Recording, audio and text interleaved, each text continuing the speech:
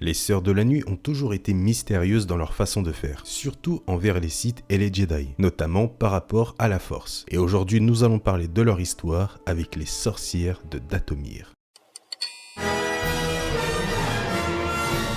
Avant les Sœurs de la Nuit ou les sorcières de Dathomir, il y avait une femme, appelée Alia. Elle était très sensible à la Force, ce qui va bien sûr pousser, comme à chaque fois, l'Ordre Jedi à s'intéresser à elle. Finalement, Alia va rejoindre l'Ordre Jedi et va même réussir à atteindre le rang de Chevalier Jedi. Jusqu'ici, tout va bien. Mais comme beaucoup de Chevaliers Jedi, le côté obscur va séduire et attirer de plus en plus Alia, pour finalement être totalement corrompu. Là, tout va mal, le Conseil Jedi intervient et prend des mesures importantes contre elle, l'exiler de l'ordre et de la République dans un lieu isolé pour qu'elle puisse se remettre en question sur le côté obscur et revenir dans la lumière. Ce lieu isolé était la fameuse planète de Dathomir. Mais au lieu de se remettre en question, une fois arrivée là-bas, elle va décider de prendre le contrôle de la faune locale, notamment des fameux rancors, et du peu d'habitants sur place avec le côté obscur. Une fois fait, elle décide de mettre en place un régime où les hommes n'ont plus aucun pouvoir et sont presque réduits en esclaves. Par la suite, Alia va donner naissance à plusieurs filles à qui elle enseignera les bases de la Force, sans pour autant avouer que c'est la Force. Enseignement qui sera ensuite donné à d'autres femmes et uniquement aux femmes de la planète. Et le fameux terme Force sera finalement remplacé par le terme magie et développeront leur propre magie à l'aide de la Force. Et avec le temps, bien sûr, de nombreux clans vont voir le jour et tout ce beau monde vont finir par s'appeler les sorcières de Dathomir. Mais là, gros problème pour les sorcières, comme certains Jedi exilés, Alia commence à regretter d'avoir enseigné la Force uniquement pour atteindre le pouvoir avec le côté obscur, notamment à ses filles. Donc, elle va décider pour le reste de sa vie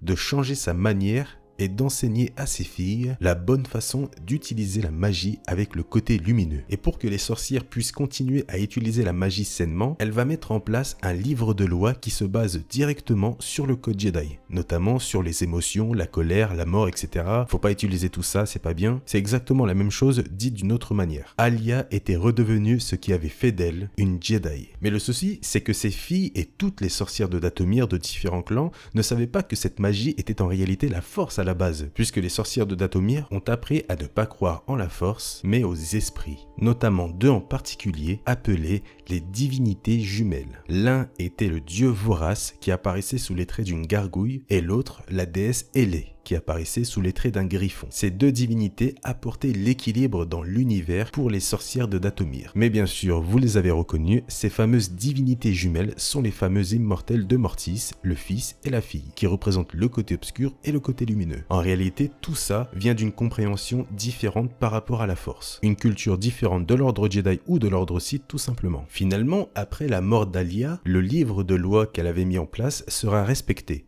Mais comme un peu partout, une lutte de pouvoir va voir le jour entre les filles d'Alia. Et les nombreux clans présents finiront par ne plus écouter le livre des lois, mais d'instaurer ses propres lois selon le clan, notamment sur l'utilisation de la magie pour le bien ou le mal. Chaque clan avait un chef qu'ils appelaient maire. Et Alia était notamment la toute première mère à porter ce titre, puisque c'est elle qui est à l'origine des sorcières de Dathomir. Parmi tous ces clans, il y en avait un très puissant qui se nommait le clan de la montagne chantante. Deux membres de ce clan, appelés Gethzerion et Barita, seront exilés pour avoir essayé d'assassiner le chef du clan de la montagne. Et comme pour les Jedi, les clans exilaient souvent les sorcières qui ne suivaient pas les règles. Par exemple, commettre un crime était puni par l'exil. Beaucoup de sorcières avaient été bannies pour diverses raisons, mais lorsque ce fut le cas de Gethzerion et Barita, les deux sorcières décident de ne pas se laisser faire. Ils vont donc réunir toutes les sorcières exilées pour créer un tout nouveau clan d'exilés, les Sœurs de la Nuit. Un clan qui n'avait pas de règles sur l'utilisation de la magie. Elles avaient le droit d'apprendre des sorts magiques interdits avec le côté obscur, sans pour autant bien sûr employer ce mot parce que pour elles, je le rappelle, ce n'est pas une question de force, de côté lumineux ou de côté obscur, mais une question d'esprit. Et avec l'utilisation de magie interdite, le clan des Sœurs de la Nuit va prendre une importance énorme au sein des autres clans, ce qui va attirer beaucoup de sorcières de Dathomir à devenir des Sœurs de la Nuit. Gethzerion, l'une des fondatrices, deviendra la mère du clan. et en tant que telle, elle va décider de refaire le livre des lois d'Alia, qui se basait sur le code Jedi et faire le bien avec la magie. Elle va mettre en place le livre des ombres, contenant divers sorts magiques à apprendre pour les sœurs de la nuit, mais surtout la façon de s'en servir. Des sorts pour la plupart venant du côté obscur. En gros, les sœurs de la nuit, c'est tout ce que voulait éviter Alia. Et bien plus tard, des pirates se sont rendus sur Dathomir avec une cargaison de Zabrak venant de la planète Iridonia, la planète d'origine des Zabrak. Mais les Zabrak avaient la particularité d'être compatibles avec les sœurs de la nuit pour mettre au monde des enfants hybrides, puisque les sœurs de la nuit et même les sorcières de Dathomir en général étaient tous humaines, sauf certaines, notamment la mère du clan des sœurs de la nuit, Getzerion, qui elle était le résultat de ce mélange entre Zabrak et humains. Tout ça donnera finalement naissance à une nouvelle espèce hybride appelée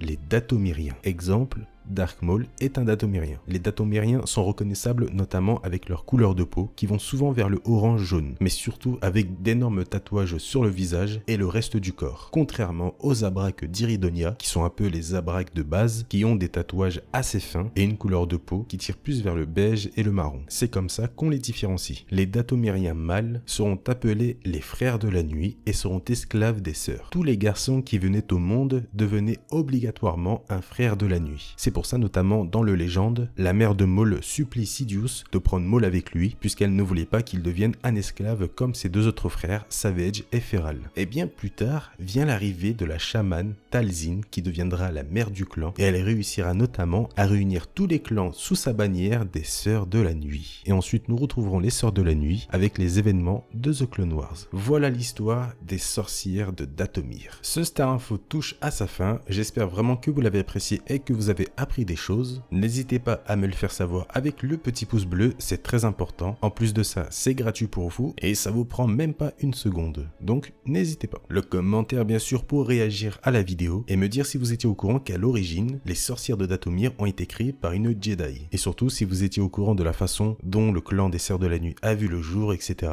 Et si vous n'avez pas compris quelque chose dans cette histoire, n'hésitez pas. Même si j'essaye un max de vulgariser les choses pour faire comprendre l'histoire à tout le monde. Et si vous voulez vous abonner à la chaîne, vous faites comme vous voulez, je vous laisse le choix, mais ça fait très plaisir. Et bien sûr, comme d'habitude, si vous avez un peu de temps, dans la description, il y a le lien YouTube de la chaîne. Pensez à aller faire un petit tour, ça permet de soutenir la chaîne et me soutenir gratuitement. Je compte sur vous. Merci à tous d'avoir suivi ce Star Info, je vous souhaite une bonne journée ou une bonne soirée, prenez soin de vous et à la prochaine. Salut!